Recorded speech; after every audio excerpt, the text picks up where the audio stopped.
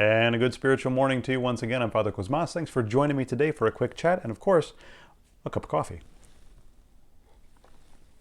And for today, I wanted to pick up a little bit on what we talked about before when we were talking about this time of year, talking about, of course, all of the scary stuff that's out there. You know, it's Halloween, so if you're watching anything on TV, on the streaming services, you're seeing all of the scary movies and the scary stuff. And so just to talk about fear a little bit, you know, we already touched a little bit on the light and the dark, but talking about fear in general, because there's lots of different things that can cause us to be afraid. And that fear takes a lot of different forms. And so we might be talking about Halloween and scary movies, but there's a lot of people right now that, in terms of being afraid and thinking about fear, are thinking about more the threat of nuclear war between Russia and Ukraine. A lot of people right now are thinking about that. It stirs up sort of these feelings for those of us that grew up before the curtain fell and, you know, we had our duck and cover drills.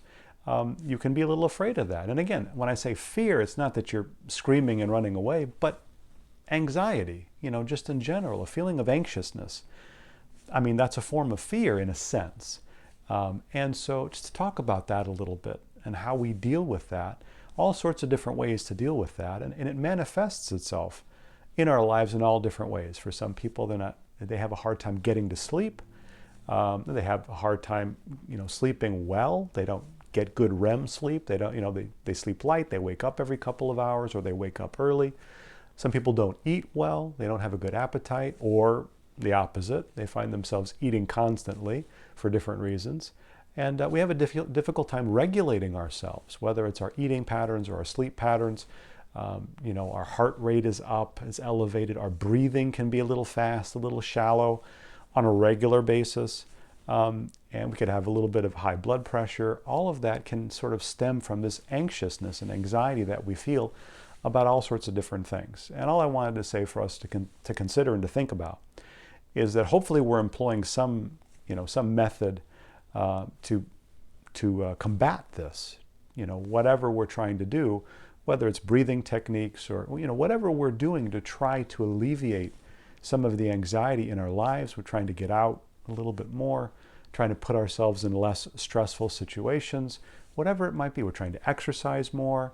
Maybe we're trying to eat a little bit better. However that is, we're trying to get our sleep, trying to limit the amount of scary things that we watch. And I don't mean scary movies. Sometimes the news can be a lot scarier than the scariest movie. And especially now, you know, that you have access to so much news 24 hours a day, it can be a little bit anxiety producing. But then no matter what we're doing, and hopefully we're doing something, that we find room for Christ and the church in all of that, that we're talking to God, we're talking to Christ, that we're asking the Virgin Mary and the saints for help, that we're appealing to them on a regular basis as part of whatever else we're doing. And hopefully we have a whole plan in place to be able to work on this, because anxiety is crippling and difficult. Being afraid is crippling and difficult. And, you know, if God is with us, who can be against us, right? What do we have to fear if death has already been conquered for us? We have to, as much as we possibly can, just remember that we have Christ with us, that we have the grace of God with us, and that we have that blessing and that ability all the time to be able to turn to Him and ask Him to, you know, to help us with our fears and with our temptations and with our anxiousness and our anxiety each and every day. Amen.